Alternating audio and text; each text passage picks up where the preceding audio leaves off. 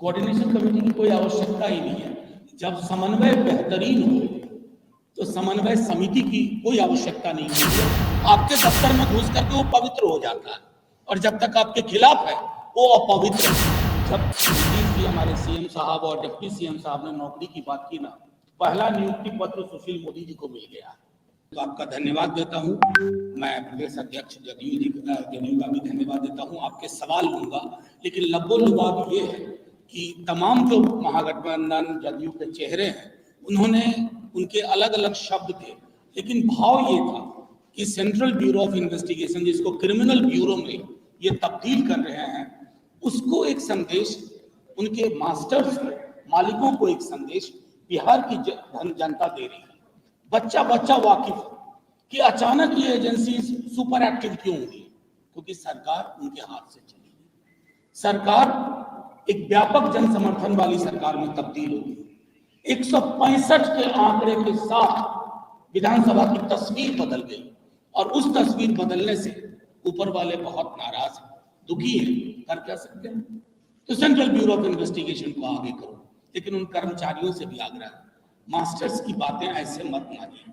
बिहार की जनता सत्याग्रह पे आएगी, आपको घेरेगी, फूल देगी, कहेगी गेट वेल सून। इन्हीं शब्दों के साथ मैं आपके प्रश्न लेने को तैयार हूं, जो भी प्रश्न। कोऑर्डिनेशन कमेटी की कोई आवश्यकता ही नहीं है। जब समन्वय बेहतरीन हो तो समन्वय समिति की कोई आवश्यकता नहीं होती है, लेकिन वक्त आएगा तो सब कुछ होगा।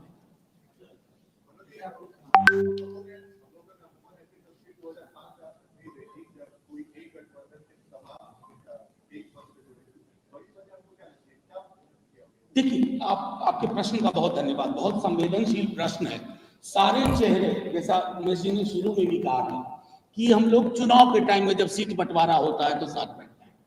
ये लोकतंत्र पे जब इतना बड़ा खतरा हो, संविधान पे खतरा हो, जब आप झूठ, व्हाइट लैंड, ये कागज भी मैंने रख लिया आपके समक्ष, आप पूरे दिन झूठ चलवाते रहे और जानते हैं मीडिया में भी कहां से प्लान हुआ था?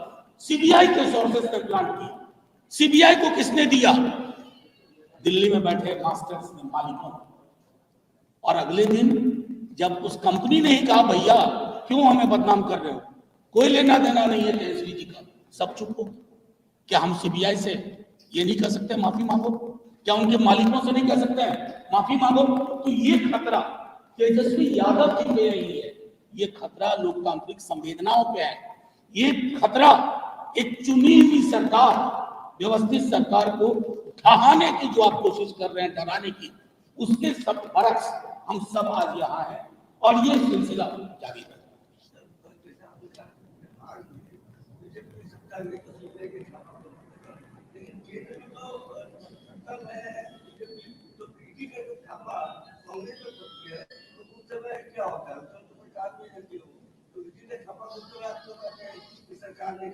मैं आपका प्रश्न नहीं समझा।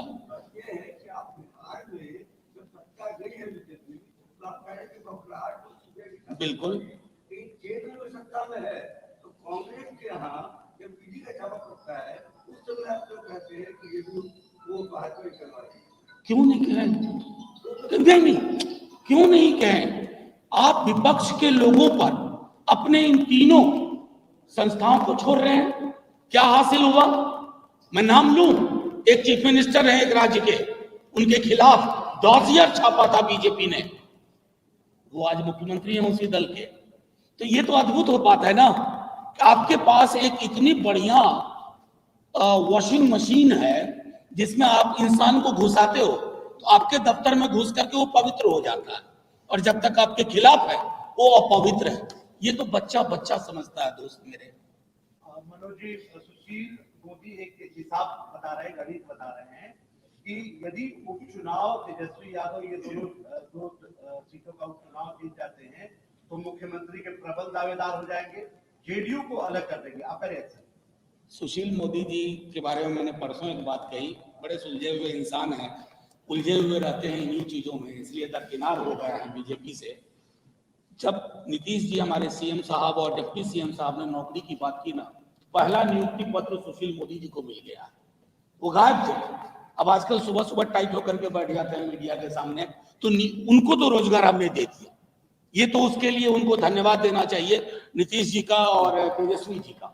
रही बात ये जो नारद मुनि टाइप करना चाहते हैं वो होगा नहीं, वो चाहते हैं अविश्वास हो। इस गठबंधन की बुनियाद स्नेह और विश्वास पे, जो दो व्यक्तियों के बीच में ही नहीं है, नीतीश जी और तेजस्वी जी के बीच में नहीं, जमीन तक। और जब जमीन का गठबंधन होता है ना, तो इस तरह के सुशील मोदी जी के बयान से कुछ भी नहीं। 15 और 22 में 7 बरस का फर्क है, मैं देता हूँ 7 बरस का फर्क। इस 7 बरस में इतिहास ने बहुत कुछ देखा। इस 7 बरस में आजादी के बाद के इंस्टीट्यूशंस को खत्म होते हुए देखा। इस 7 बरस में तानाशाही रवैया देखा। इन 7 बरस में इतिहास को करवट लेते देखा। 15 और 22 में